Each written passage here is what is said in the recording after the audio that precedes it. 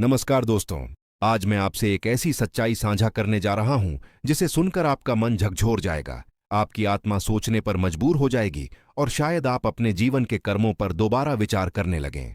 आज हम बात करेंगे गरुड़ पुराण में बताए गए उन कर्मों की जिनके कारण मनुष्य की आत्मा को मानव जीवन नहीं मिलता, बल्कि उसे पशु योनि में जन्म लेना पड़ता है। भगवान श्री कृष्ण स्वयं गीता में कहते हैं कि जैसा कर्म होता है वैसी ही गति प्राप्त होती है। लेकिन बहुत कम लोग यह समझते हैं कि कुछ कर्म ऐसे भी होते हैं जो आत्मा को नीचे गिरा देते हैं, उसे चेतना के उच्च स्तर से गिराकर पशु स्तर पर ले आते हैं। दोस्तों, मानव जीवन बहुत दुर्लभ है। करोड़ों योनियों के बाद यह शरीर मिलता है। लेकिन जब मनुष्य इस जीवन का उपयोग केवल स्वार्थ, हिंसा, अहंकार और वासना में कर देता है, तब वही जीवन उसके पतन का कारण बन जाता है। गरुड़ पुराण में भगवान विष्णु गरुड़ को बताते हैं कि मृत्यु के बाद आत्मा को किस प्रकार उसके कर्मों के अनुसार योनियां मिलती हैं। वहां साफ शब्दों में कहा गया है कि आत्मा को सजा नहीं दी जाती, बल्कि उसे उसके कर्मों का फल भोगने के लिए उपयुक्त शरीर दिया जाता है। अब प्रश्न यह है कि ऐसे कौन से कर्म हैं जिनसे आत्मा पशु बन जाती है। आइए एक एक करके समझते हैं। पहला कर्म है निर्दय हिंसा। जो व्यक्ति बिना कारण किसी जीव को कष्ट देता है, मारता है, सताता है या उसके दर्द पर आनंद महसूस करता है, उसकी आत्मा धीरे धीरे संवेदनहीन हो जाती है। गरुड़ पुराण में कहा गया है कि जो मनुष्य दूसरों के दुख को नहीं समझता, वह अगले जन्म में बोल नहीं पाता, समझ नहीं पाता और पशु योनि में जन्म लेता है, जहां वह स्वयं वही पीड़ा सहता है जो उसने दूसरों को दी होती है। दूसरा कर्म है माता पिता का अपमान।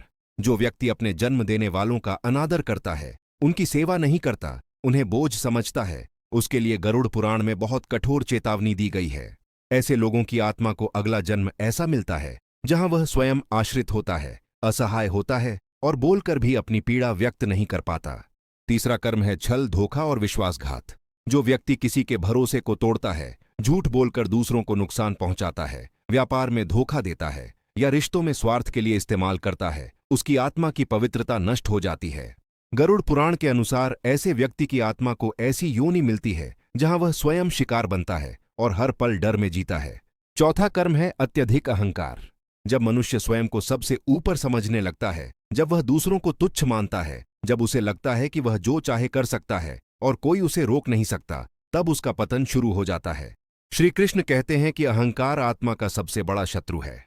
अहंकारी व्यक्ति अगले जन्म में ऐसी देह पाता है जहां उसका कोई सम्मान नहीं होता, कोई सुनता नहीं और वह केवल प्रवृत्तियों से चलता है, विवेक से नहीं।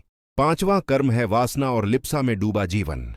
जो व्यक्ति केवल शरीर को ही सब कुछ मान लेता है, जो संयम खो देता है, जो दूसरों की मर्यादा भंग करता है, उसकी आत्मा पशु प्रवृत्ति में बदल जाती है।